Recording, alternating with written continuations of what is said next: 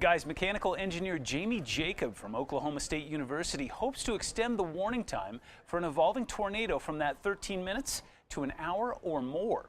He and his team are developing rugged drones that can collect data from these violent storms. Tornadoes form very quickly. Predicting them requires very detailed understanding of atmospheric processes at a resolution that you just can't get with weather radar.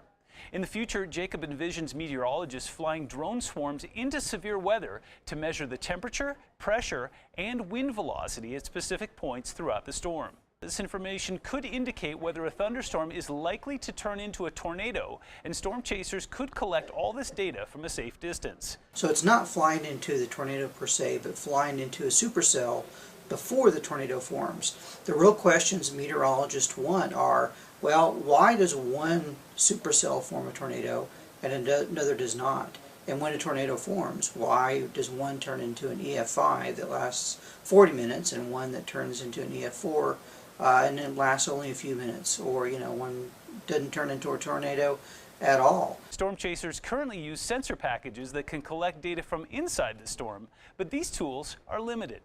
Weather balloons and sensors dropped into the path of the storm depend on chance to collect data. Unmanned aerial vehicles, or UAVs, on the other hand, are steerable and can give a fuller view of the storm. But drones can't do a thing to improve forecasts if they can't survive a storm.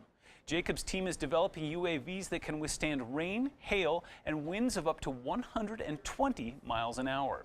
It takes about 4 hours to prep. But the team does occasionally encounter storms while they're out in the field, and they use those opportunities to test their craft.